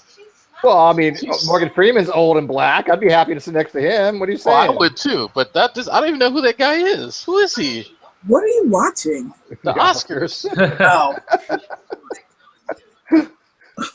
I'd rather sit next to Emma Stone, but that's just, I like white chicks. Beautiful. She's one of the few pale chicks that I actually like. Well, and me and my wife, actually. And a redhead. I like black chicks, too, obviously. I just don't like the one that's like Zaya points out. Oh, my goodness. She's not natural redhead. Oh, well, you know what? I'll make an exception. Jeez. Zaya has interesting taste. He loves women with really large asses. No, not even so much the ass, the thigh. Oh my God, they're like drumsticks. Like it just. I mean, they're bigger than their abdomen. That's just weird. Alrighty then. No, I mean, we're not lying. It's like when you made like bra size, from like around the chest. No, he measures thigh size that way. He just loves a really big drumstick. That's okay, man. I don't judge. Basically, Sarah, anyone that looks like Sarah Bartman. Well, to give you an idea. That's disgusting. Yeah. He's unique. He's special. I tried to hook him up with Jessica, by the way. But evidently Jessica was too much of a whore for him. Jesus Christ, he would have. Oh, hey, wait! Is there such a thing? Yeah, she is. Oh. She is like. They haven't met Jessica yet. You haven't brought her. I don't know. I'm not bringing Jessica here. She's too much. Oh, she will try to suck your dick through the monitor. She doesn't care. You say this like it's a bad thing. Yeah. He's like, yeah. Sweet. It makes it. Thank you for devolving my hangout. That's just awesome. Makes things more interesting. We have like a huge, a huge disproportionate representation. There's like way more males in the community than females. Oh well, I guess you just added one. But Justin, you should introduce Jessica to the community. I think it would be interesting. It's a real treat. I've been trying to introduce other people to the community in general. I just want there to be more simple layman type. Jessica knows a lot about biology, and she's going to school to become a lawyer for medical malpractice.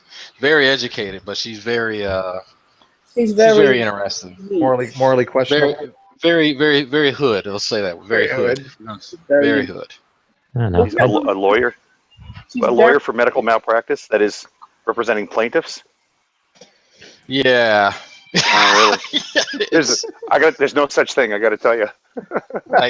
That's what she says. Well, I think what she's trying to do is that she wants to go into law and specialize in things that have to do with biology and medicine. Because when I was in college, I interned at a law firm that all they did was handle reproductive cases. So she might be doing something like that. That makes sense. I don't know. I've never really questioned her about that. I just want to know about the dick sucking through the monitor. Oh God, yeah. He's got us fixated now.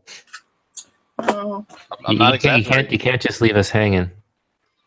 She has a nice pair of breasts. You could, but it'd be a little bit rude. I mean, if you got a Facebook that you can hit her up. Only in my hangouts could we be going from a technical. Steve has a Facebook too. I mean, if you're that. Yeah, I got nice looking chicks on my. Well, stop throwing stuff at me. Why are you throwing stuff at me?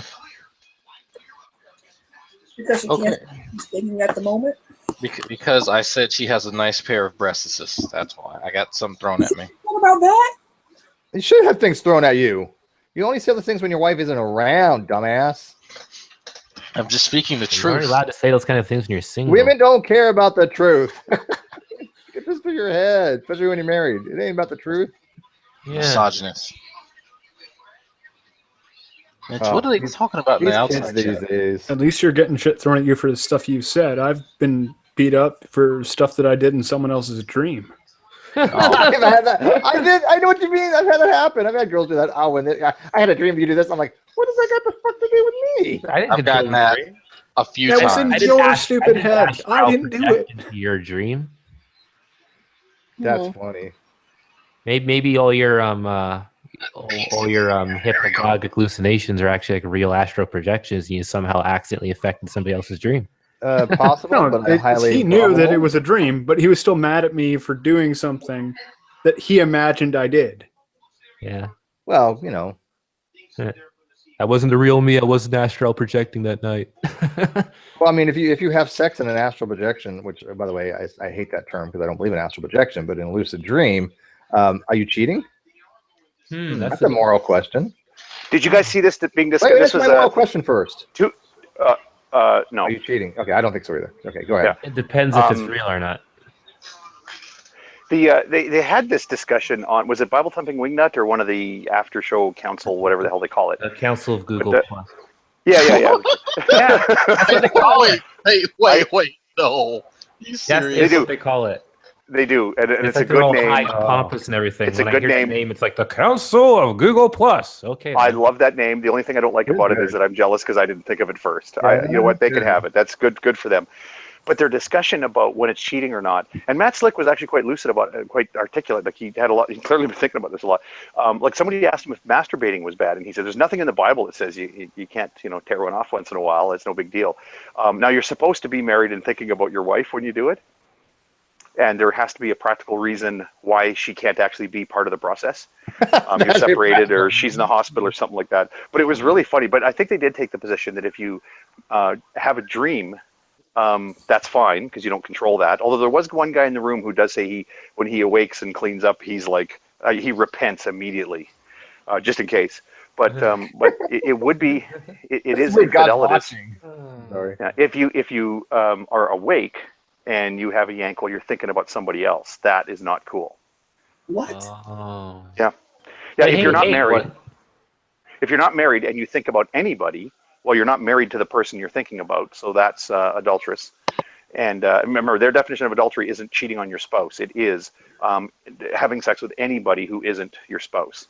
So if you're not married, you have sex with anybody, that's adultery. If you are not married and you think about having sex with somebody, that's also adultery. If you're married and you think about your wife when you're pulling it, well, then that's... according to Matt Slick, at least. And people wonder why I'm a misotheist. Thinking about somebody else's wife is definitely a no-no, right? Oh, jeez, come on. Hey. Shall not covet the other man's wife. I guess that is specifically mentioned, isn't it? Yeah. Damn it. I guess it's thought kind of crimes. surprise. Matt Slick has the appropriate. I couldn't say. Not an expert on the Bible. I'm kind of surprised though that Matt Slick has the appropriate understanding. Is it onanism? What's the name of the guy? Well, it's onanism, but that's not. Yeah. Masturbating. I know, but a lot of people think it is, and I'm kind of surprised that Slick isn't one of them. Yeah, I mean, I know what it is that he did, but. Well, his position is that the body has needs, and presumably he's referring to the male body, although I wouldn't be surprised that he was so open-minded as to recognize that women have drives as well. But just specifically on the issue of men, his position is that this is just part of our earthly creation, and it's kind of a biological necessity that the system gets flushed once in a while. Like, I could be wrong, but don't women have a little bit of like a lesser drive, or is that just a societal thing? You've never been a woman, have you? I'm just wondering if that's a thing. Women only want sex when there's a man around. Steve, have you? In the room, I'm going to say that that's. Leave it, take the fifth. I'm going to say that's untrue. I think women have a high sex, at least from I'm not saying they don't have a high one. I'm saying it's not as high. Have you found out? I'm just saying from my experience and the experience of my other female friends, we could give men a run for their money in regards of our sexual appetites. I'm just, So I don't like looking at things with the whole gender thing. Just like everybody's an individual. People are all different. It depends on the person half the time. Like how much they think about sex and how much they don't. Yeah. At least is how I look at it. Like that's the whole problem when it comes to like half of these. Because I like discussing the whole social issues thing, the gender politics. It's like, but the thing is, we gotta start looking at people as individuals, man. They try to generalize and put everybody into these boxes that all women are like this and all men are like this. I think that's one of the first problems. One person is a whore, then everyone's a whore. Yeah, I mean, because I've encountered males that really don't. I don't know what's wrong with them. They don't have an interest, so they don't fit what society says a man should be like in terms of sex. So you're absolutely right there. It needs to be a person by person thing. And I know it's easy to generalize because of the whole broad strokes, paint the fence faster kind of thing mentality. But at the same time, if you really want to do like an in-depth look at things, like I get the generalizations because there's a reason why the generalizations exist in the first place, but it doesn't describe everybody. So okay, I'm gonna go back to being quiet. Let me check the live feed. I've been ignoring it. Sorry. Anything of interest? They're just talking about Matt Slick. Yeah, Matt I tuned Slick into being Matt Slick. Slick's show there for a second because it said, "Oh, let's discuss morality." His and of course, last it had name nothing fits to do with morality. I really hope it's not the stupid objective versus subjective morality thing. I hate that. Well, no, that's typical. That's what I thought it would be, but no, it's all about. That's one thing I'm sick of hearing even more than the whole evolution versus creation thing. Yeah, I'm not really big in the morality discussions. I think they're boring, to be honest with you. Yeah. They had an interesting one the other day. It's in the Atheist Discord channel with Crilliism, and basically Shamos and Floyd were having at it, and it was interesting. But other than that, I just don't find it that be fascinating. Oh, Shamos was learning what the Bible actually says from Floyd. Shamos was piss poorly trying to defend intuitionism. Yeah, Shamos was making a lot of movements, but he did make one thing right. I mean, Floyd did. I think Floyd was wrong on one particular thing. What was it? Doc, you listened to it on it. What was it? What Floyd was like? Floyd kept one thing that I tuned in on was he kept asking Shamos to perform some kind of reduction of ethical terms, and Shamos's position is you can't reduce ethical terms to non-ethical terms. Was that when it started going into the whole problem with the is-ought? Yeah. Yeah, because that's when I think he jumped the shark because he wasn't understanding how the problem was getting from a descriptive to prescriptive, right, to a normative type thing, and Shamos was making a good case for that, but the problem was that Shamos was never clearly defining his actual position, though.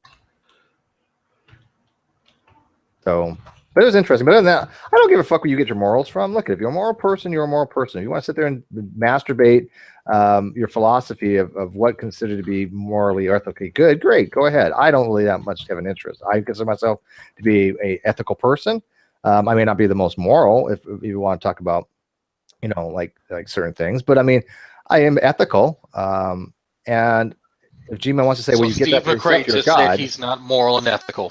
So I said I was ethical. I may not be the most moral person, depending on how you're using the term morality, right? I mean, I've done some immoral things, I think, in my life. I think most people have, but I think a moral person understands that and recognizes it, right? No means no. No means no. No means fucking try harder. Yeah, I think the whole moral discussion is so boring. Oh, atheists can be moral. Yes, atheists can be moral. Atheists can have a code of morality. Right? Well, in terms of the conversation, I'm not as bored by the. I mean, I am. I'm bored of the way the morality discussion has played out, but I don't think it's dead. I think at some point we need to get a couple of people who can have a proper discussion about morality. It's where it's boring in this community is the grand oversimplification of objective things. Versus subjective. Exactly. That was exactly the first thing I was going to say was to start saying, well, do you believe in objective morals or do you believe in absolute morals? Well, they use those two terms interchangeably, and they're not.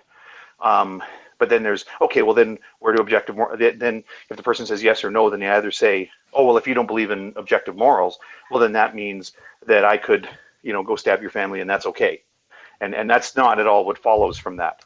Or they say, if you do believe in objective morals, well, then they obviously come from God, therefore you lose. Well, I mean, people can still have their own value system. Like I can still see there being this certain objective morality that tip that everybody is kind of, I don't want to say bound to, but it kind of just it applies to almost everything. This objective morality, no matter what there is this objective morality that people are supposed to follow, but people can still have like their own values and like do their own thing. So there can be all these little subjective / individualistic moralities. And that's kind of how I view things, the misotheist, because technically God makes the rules. Whatever he wants to be right or wrong, it's whatever, it's up to him. But I can still have my own values and my own little moral system myself.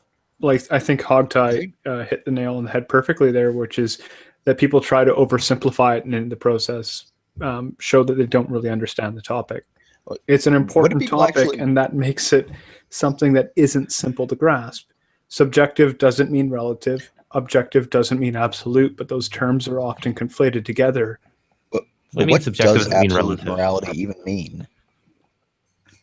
I've never been. Whenever I hear people talk about that, I never really get a firm grasp on what they mean by absolute morality. It's just, I know what objective means. That makes sense to me. Absolute would just mean absolute. It's just like what are all you talking about? Situations. Absolute just means that it holds irrespective of circumstance. Yeah, like no matter what the situation is, this is always right, this is always wrong. Yeah. So like if an absolute principle was always tell the truth, then under no circumstance that's different from objective, though. Okay, but even in that sort of an account that they rely on, I'm not saying, CRISPR, you're saying this, but that sort of account mixes up absolute morality or objective morality with the concept of universal morality. So that universally, but I don't mean relative to the universe, I mean by consensus, or sorry, what's I'm looking for? Not consensus by majority vote, but when everybody agrees. There's a word for that. Plurality? No. Abstention. No, that's not it. There's a word for when everybody votes the same way. Unanimous? Unanimous, right. So when I say universal morality, I don't mean of the nature of the universe. I mean, it is universally agreed upon. It is unanimously agreed that, it would be immoral to torture babies for fun. That's by the way, the reason I go to the torture babies for fun thing. That's Matt Slick's favorite example of absolute morality, is that we all agree that you shouldn't torture babies for fun, which I find interesting because that's exactly when God tortures babies by drowning them for his own. Well, he does it for his own glory. For his own glory, not necessarily for his own fun. Well, I don't want to. I think that's splitting hairs. Yeah, but if he did it for his own fun, wouldn't that have made it good? Yeah, according to Matt Slick's position, it would be good if God did it for that reason. So it's then not absolute, then, right? Well, it's absolute depending, because God has a consistent nature. Well, he doesn't. But if it's depending on his nature, then it's not absolute. Well, it's absolute, but it's not objective. But it's objective because we can all agree. Yeah. Everybody who knows what God's absolute objective is kind of the same thing. It would be relation designating, but it's not objective, because the truth maker of what makes something a proposition like, oh, that's immoral, is dependent upon the attitudes and dispositions of a particular subject. Mm. Yeah, this is where morality that goes over my head. It's like whatever. No, I'm sorry though. I feel like if it is true that somebody's favorite flavor of ice cream is vanilla, right? A bunch of people can talk to that person, right, and they can come away with the impression that that's their favorite flavor of ice cream. So I think you could say that, a rational person is going to get that impression if they talk to this person. That's what they'll figure out. So it's objectively true. An objective person would come away with the impression that's what that person thinks. Okay, but I feel like it's not. When you say it's objectively true, if God exists and God thinks whatever He does, then you can say that it's objectively true that this is what God thinks, because you can come away with that. Reasonable people can come away with that impression, but it's possible that we're using objective differently here. That's part of the problem with it. Is I think. Do you know who J.L. Mackie was? No. He was the author of Error Theory, and he wrote a book called Inventing Right and Wrong. And in it, I think he counted 16 different ways the word objective is used in ethics. Yeah, so I mean, I'm used to using the word objective to mean sort of something that people can agree upon outside of their own personal subjective opinions. So I don't think it has anything to do with it, whether they agree with it or not. Objective means there's a codification that exists independently, regardless of what anybody agrees upon or not. The only way it really matters if there's an objective morality or not is if there's like a religion that's like the truth.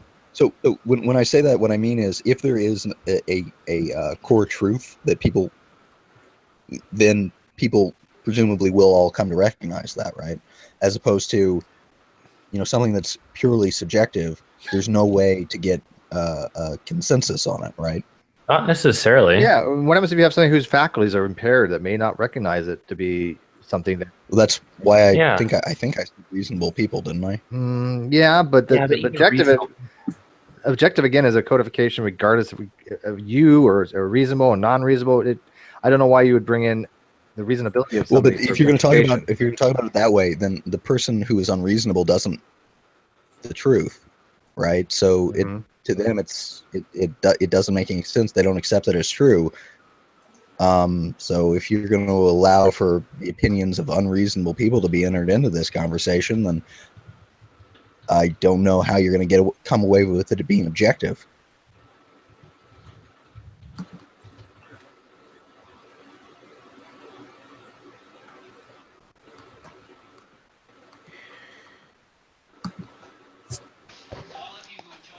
Yeah, I don't know where to go with that.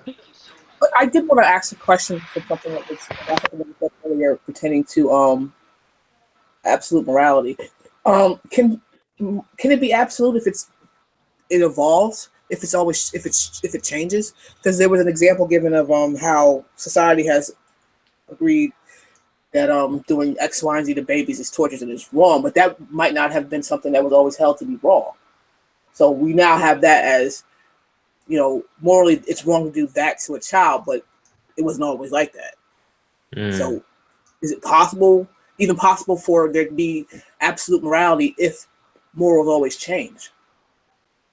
That's why it keeps going back to the whole religious argument again. I hate to bring this up, but the only way you can really have an objective morality that matters is if there is like one sort of like true religion kind of thing. Otherwise, it is just a bunch of opinions. Objective morality is not contingent upon a religion or a deity being existing. You can have objective morality. I know you can have with no God in a godless universe. You can still have objective morality. You can have one, but it really doesn't matter. At least that's how I see it, because people could still get away with things, and there's no punishment for their actions in the end when they die. So. Yeah, I don't know that. The fact that they might get away with it doesn't have anything to do with whether or not it's moral. Yeah. Yeah, but at the same time, it's like they can still get away with it. There's people that get away with it. What does it matter if they get away with it or not? That doesn't nothing to do with the fact if it's moral or not. Well, the thing is that what doesn't really matter if it's moral or not to them, because if they're able to still reap the benefits from them doing something that was clearly wrong. But we're talking about objective morality. That means it's objectively moral or immoral, regardless if they get away with it or not, or anything they think about it. But there's no point for it to be objectively moral because there's no reason. Exactly. It's irrelevant. It's irrelevant. So there's no point. There's no point even trying to, to have like an ethical discussion about it. Like you can if you want. That's why I find it so boring. It's like there's a consequentialist approach. Then I take. Yeah, there's no point. Like you're honestly, there's no point. There are things that are true about things buried 10 feet under the surface of Mars, right? Nobody knows that, right? But it's still true. Yeah. Whether or not people know it or accept it or anything else. Yeah. It's just, so I don't know what you're. For now, we don't know if it's even affecting our lives or anything, so it doesn't matter. At least I'm quite certain that it's not affecting my life. Yeah, exactly. It doesn't. So but the thing is like the question of whether or not this or can be objectively true has nothing to do with whether or not people can get away with stuff, or everybody cares that that thing is objectively true, or whatever else. It's just, it either is or it isn't. Right. That's my point. It is either is or isn't. My point is just that that's one of the reasons I find the whole morality argument kind of boring. Cause it's like unless there's like a reason to really see if something should be moral or not, it's like there's no point. It's just a bunch of philosophical like hand waving. I don't really like those type of conversations. Oh, hey, by the way, let me change this a little bit. Let me change the direction because I really don't care about the morality debate. I did want to address something. Somebody was in the live the last couple of times. I don't know who they are. Somebody said he's a troll, which is fair enough. But Beta Orbiter made a comment the other day, just before or just after one of my videos ended or Hangouts ended, and I couldn't respond to it because obviously you have a limited time. And he said something to the fact that atheists have not met their burden of proof. And I don't think he really knows what that means. I wanted to address that real quick because when you say an atheist hasn't met their burden of proof, what are you saying? It depends on the atheist. If an atheist says, I'm an atheist, and gives you a reason, a justification, and says, I think there has not been enough evidence to sway me to formulate a position to even believe that there's a God, then they have met their burden of proof because they've given you a reason why they have not accepted a theistic position, why they have not accepted a belief in a being that we would call God. And I'm not talking about Gmans version. I'm talking about an actual supernatural deity. Right. Talking about weak atheists or strong atheists? Because a strong atheist, there is a burden of proof on them if they're going to flat out say there's no way there's a God. Yeah, I think they both have burden of proof, in my opinion. I know a lot of people say, well, the negative atheists maybe not have a burden of proof, and I don't remember if Ozzy takes that position or not. I think anybody who has any kind of position, negative or positive, still has a burden of proof. But the positive atheist has a higher one, but it's not that difficult. If I say I'm an atheist, and I'm not, but I'm an agnostic, but I say I'm an atheist because I have not seen any convincing evidence to sway my belief that God exists, I have met my burden of proof. I have met my burden of proof. You can't flat out say God doesn't exist for sure. Well, that's a different thing. We're not talking about knowledge claims. We're not talking about your epistemological claim. We're talking about the didactic position that you are holding, that you are saying you believe that God does not exist. You're not saying that you know God doesn't exist. That's a different standard. Okay, but if I make a positive assertion saying I believe God does not exist, and I can say that because I have not had convincing evidence that God exists, or I can say I believe that Gman's God does not exist because his God, is a immoral being to me. Then I'm giving a reason. I'm giving a justification. I met my burden. Although that particular one was a terrible justification. You're saying you think that his God doesn't exist because that God is immoral to you? No, that would be a bad. That would be a bad. That would be a bad one. Okay, fair enough. That would be a bad argument. G-Man likes to go after. Well, if it's supposed to be morally superior, I would say I wouldn't particularly believe in that type of being. But how about this? I don't believe G-Man's God exists because that's not how I read the Bible. That's not how I infer from the Bible. I think he takes things away from the Bible that just aren't there. That in reality screams that his God doesn't exist, or at least his conception of it does. Reality screams his God doesn't exist. Yeah, like it might be weak. The account that G-Man gives for his God is self-contradictory. It's internally inconsistent. So I think it's a very, very good position to say that particular view of God does not describe something real. And this whole thing about burden of proof, I would actually back it up a step. I don't like people throwing around this phrase burden of proof because nobody in conversation has a burden of proof. That term comes from other areas, from math and from law and things like that. You're trying to make an argument. And it's a bit of a tongue twister, but see, that's why I don't like it. Let's go to burden of proof. Justificatory burden. Anybody in conversation. I understand it to be a justificatory burden. I get that. Right. And there are very few circumstances where a person doesn't have that burden to provide justification for the position. If you've entered, actually the biggest one being if you're not in the conversation, like if you walk up to somebody at a bus stop and say, well, do you believe in God or do you believe vaccines are harmful or whatever? And they go, not really. Well, they don't really have a burden because they don't owe you anything. You just went up and started talking to them. But if you enter a conversation like these online and you state your position, you conversationally adopt some responsibility to explain why you hold that position, provide some justification for it. Yeah, and that's further reaching than going, I don't really believe in God. That's further reaching than a lot of people would give credit for. So obviously the person who says there definitely is a God, you should believe in him and you should do the following things to please this God and secure your soul, they adopt an awful lot of burdens to justify how they believe that and why I should believe it.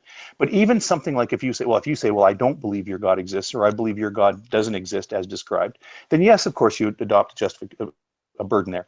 But if, let's say you take a statement like, I've listened to this stuff and I don't hold that belief. I don't come to accept it. A lot of people say, even in those circumstances, you're completely burden free.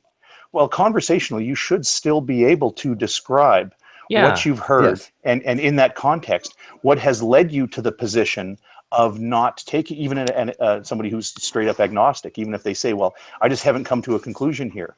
Well, really, can you justify your non-position? Yeah, that's okay. But so I think that's sort of what reasonable people do in conversation. Where it goes off the rails in this online discussion is, and it's a very specific incident that you think wouldn't happen in normal conversation, but it happens all the time online, is the shifting of the burden, the old switcheroo. So if somebody says, well, there's a God, you need to do this and this and this, get right with God, et cetera, et cetera. And somebody comes up and says, well, can you even demonstrate to me that God exists? And then usually it's a Christian who will do this, although I've seen Muslims do it a lot too. They'll say, yeah, well, you can't prove that there is no God. Okay, well, that's not at issue here. Yeah. I can defend my position that I don't believe in your God. That I can defend. I'd be happy to do that. But it's when you ask them to provide some defense for their stated position, including all these metaphysical claims, that they offer nothing, and instead what they do is they just blurt out that it is impossible for you to prove otherwise, therefore they win. And that's the one set of circumstances that it's fair for somebody to stand up and say, well, you're shifting the burden of proof. But other than those circumstances, I don't think that burden of proof is even something that we should be discussing. We should say, if you say something in conversation, you should be able to defend your position. Simple. It's more than that. They're actually promoting an argument from ignorance, a definitive argument from ignorance. But yeah, no, and I hate the word burden of proof, or the phrase burden of proof as well, because it implies you're trying to prove something rather than just, like you said, a justificatory position. It is easier to pronounce. Yeah. Okay. But I mean, it is a burden. It really originally was a burden justification. I mean, it was a standard of criteria. But when somebody says, "Oh, atheists haven't met that," then they're obviously not paying attention to the conversation. Because I agree, there are some atheists that say, "Oh, I don't have to give any burden," which I think is absurd, and it just defeats your own arguments. It makes you look weak, like when you can discharge your burden so easily. But I'm not taking that position, right? I'm not that kind of atheist. I'm not an atheist. So if Beta Orbiter or anybody else says, okay, atheists have, just randomly says atheists have not met their burden of proof. Well, which atheists? And what do they have said to acknowledge, or whether they have met it or not? Some atheists have, some atheists haven't. If an atheist that says, I don't believe God exists because, I don't want to, they haven't met their burden of proof, because it's not a reasonable thing. So you don't want to? That's not really. That's not a reason. That's not a reasonable burden. Of justification. If I say, like I said, if I said I don't believe in God because, again, I have not provided evidence to sufficiently warrant a belief in God, that is more than met your justification. More than met. It's a little better. I'd say that you still want to do your research to actually know what's out there. Yeah, I gotta head out. So EM is it EM? Is that the name? It was good to meet you. Hope to see another hangouts and that sort of thing. But I'll continue listening offline. Good. I'm gonna bring it to a close here soon.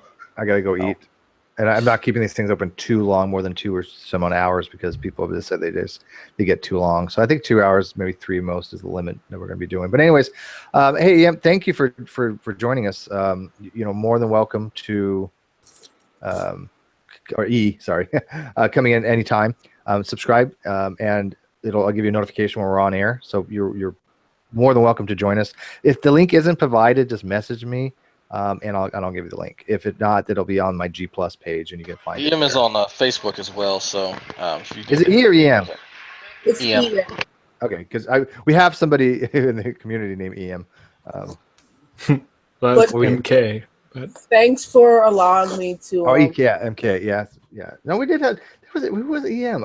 There was another person named EM, but I think that was actually on a Facebook forum. But okay. But anyways, we definitely like new people. So if you want to bring other people in as well, that'd be awesome. All right. Jessica, Jennifer, whatever her name is, that'd be cool. Jessica, okay. Wow. No, I had a girlfriend named Jessica as well. Yeah, she was just close enough. Just with a J. As long as you get the general gist of the name right, Yeah, exactly. Thaddeus, Thaddeus, it's the same name, right? Yeah. Anyways, we're going to call it a close. I want to thank everybody for watching. I think that Dragnauct versus G-Man, I thought it was a good hangout. I thought Dragnauct did a brilliant job at sussing out the errors in G-Man's reasoning, which I think G-Man is more than aware of. I think he just doesn't care. He made some awfully wrong claims about me that he has not substantiated. He's stated that I have said things I have never said, nor would ever say, because they were clearly contradictions. I have never said you can accept a deity and or God and believe in atheist. It makes no sense.